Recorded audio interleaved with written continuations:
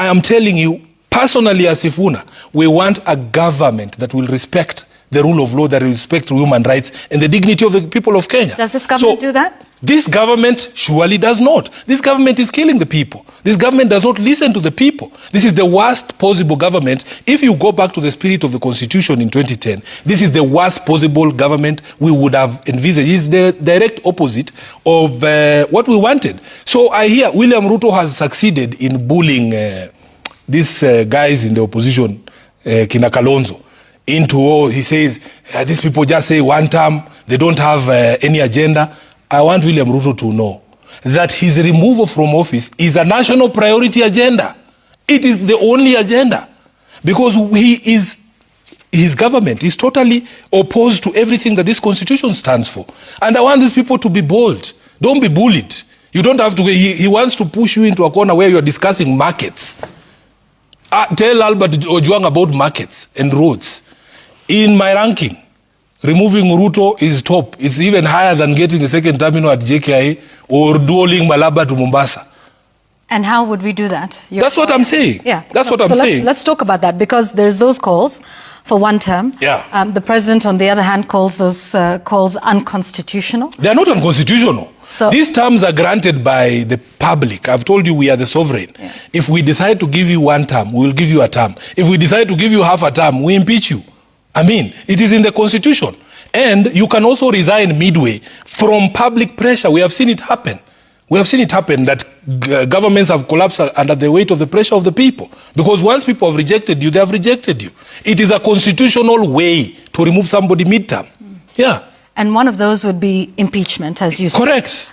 Do you think Parliament is sufficiently independent to do that, if that is what the people would ask them to do? And you sit to the Senate, which would be a very important player in this. Personally, if he was sent to the Senate, I would impeach him without blinking. The way the other one who was sent to us was impeached. Let's speak a little bit more about him. At an event in Homa Bay, President Ruto, speaking in front of your party leader, expressed displeasure over your stance on the broad-based politics. And he said, as founding member of ODM, they would get together and sort of find a way to reprimand you. Tell us if anything has come of this threat. Was it effected? We know you're still in office, at least for now, but you know, has something been done? Clearly that meeting has not happened. Well, but has something been done to give you reason I have a few things to say. First of all, nobody should threaten me with founder member status, because ODM, as I've told you, is a mass movement. If it was just the leaders, ODM would not exist.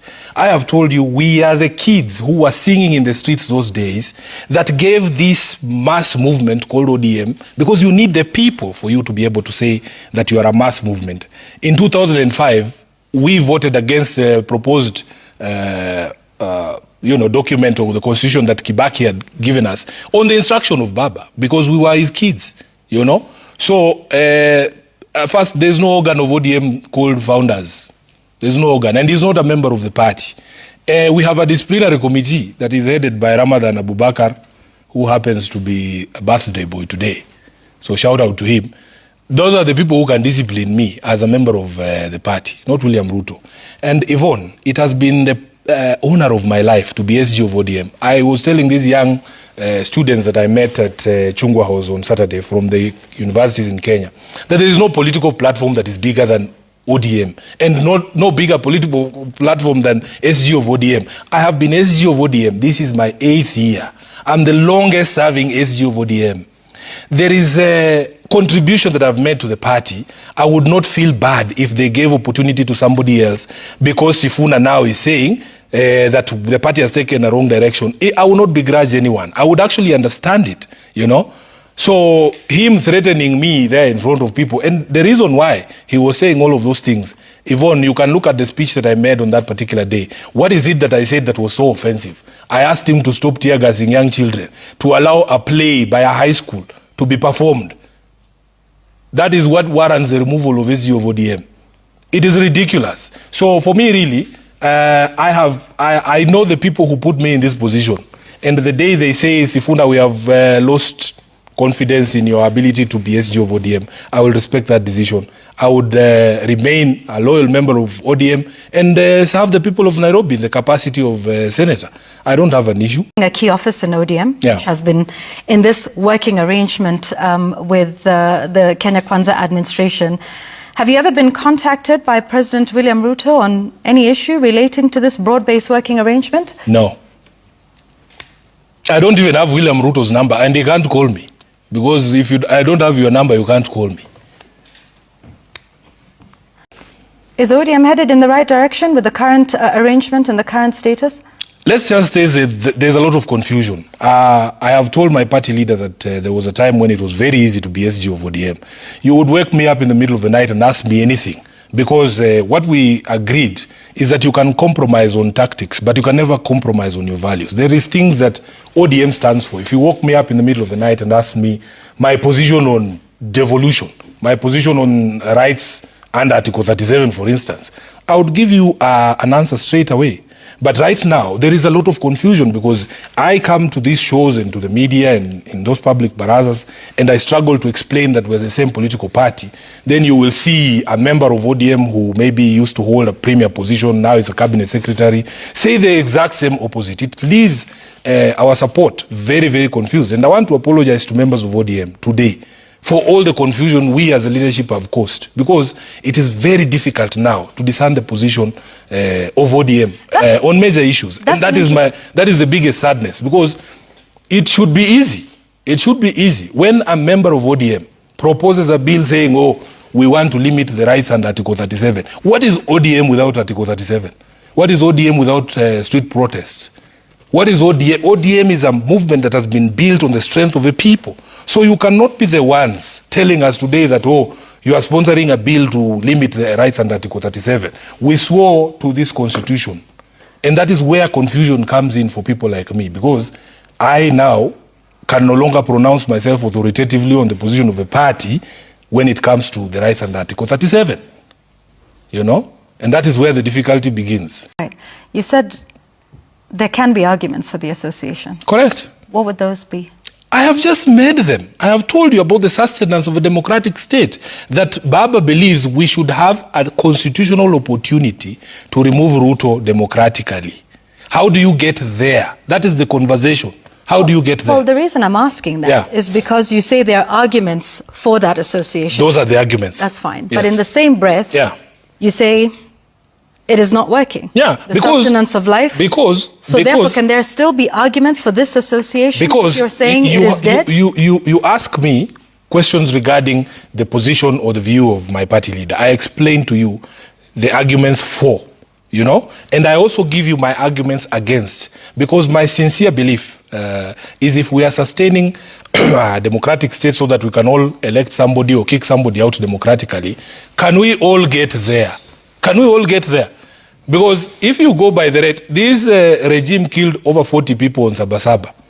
If you do that math, and we have another maybe 800 days to go, 800 times 40, that's what? 320, isn't it? People. I'm at 32,000. Actually, 32,000 people will die before we get to the election under the guns of this regime. Those 32,000 people will not get an opportunity to kick William Ruto out. I gave the example of Albert. Albert is in the ground now. You cannot tell Albert to wait for you in 2027. If Ruto kept his word, then it would be easy for some of us to buy that justification for the sustenance of the democratic state, you know? So when you have leaders, a person in the position of a head of state, telling the Kenyan police, and you know the Kenyan police, they have a history, telling the Kenyan police now you are allowed to shoot people. You have his acolytes like Nelson Koech saying, in fact, don't shoot in the legs, shoot to kill.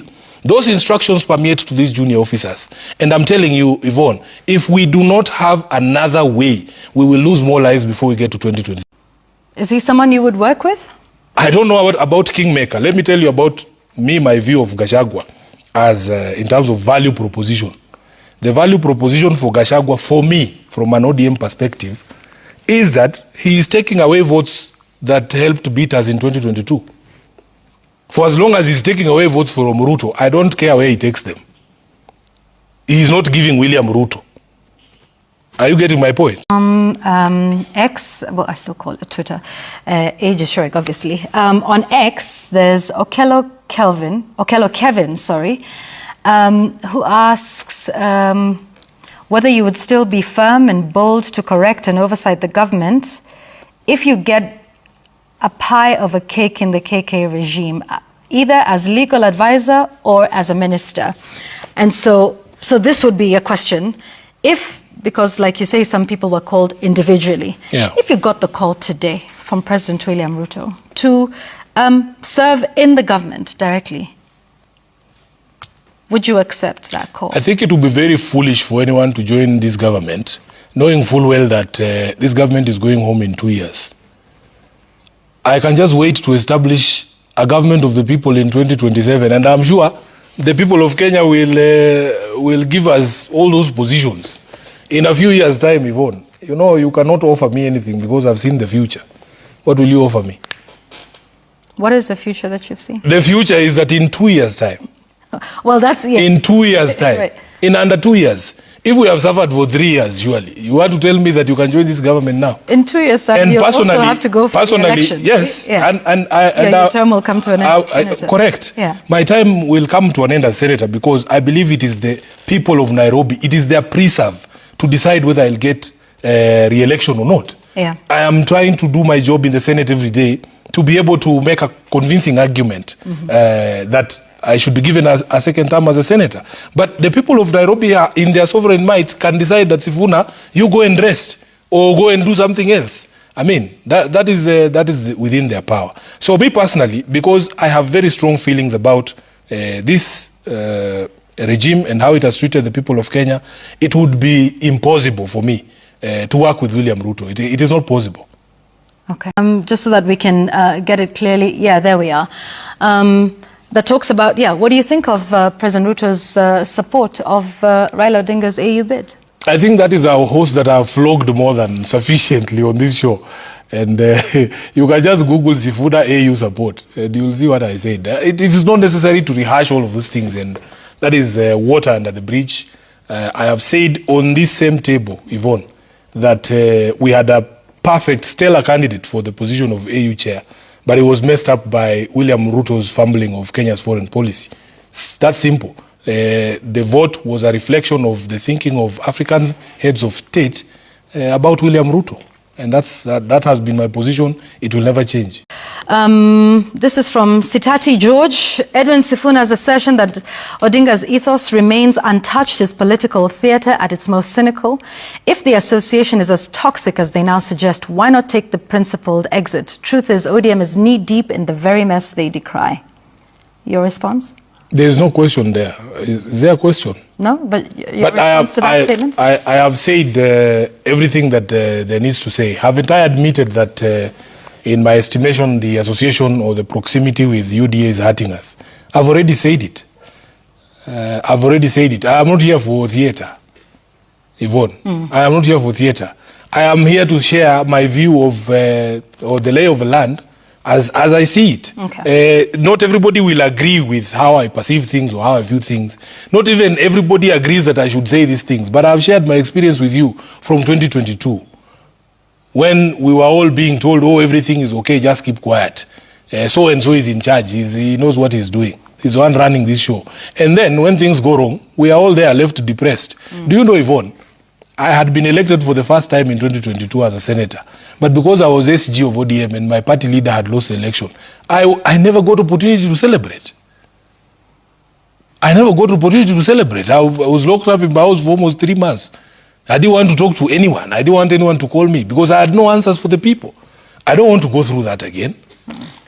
So after Raila went on live television to say that he's going to support Ruto until 2027, the party treasurer, national party treasurer, walked out of the party.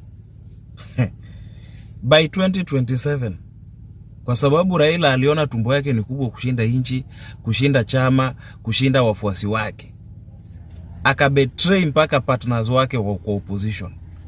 By 2027, ODM itabaki chama ya omena na mbuta. Yeah, it used to be a very big party. People used to love it. So many people were in it. But people are walking out. By the time people realize, especially those who are still stuck in ODM, itakuwa imebaki party ya Omena na Mbuta na Ngege. Yes, other regions are walking out. Itabaki party ya Luos, Omena, Ngege na Mbuta. Yes. Youthman chukua kura. Lazima. Na usiogope kupiga kura. Juu after tumepiga kura tunazichunga mpaka ngware. Tunawasaidia kuzihesabu. Mpaka rena ngware. Hakuna wizi wa kura. Youthman chukua kura. Wanatugeuza IEBC. Na upige kura Youthman. Correction.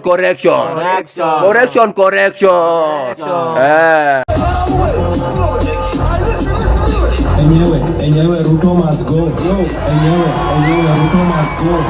By the way, Ruto must go. Enyewe Ruto must go.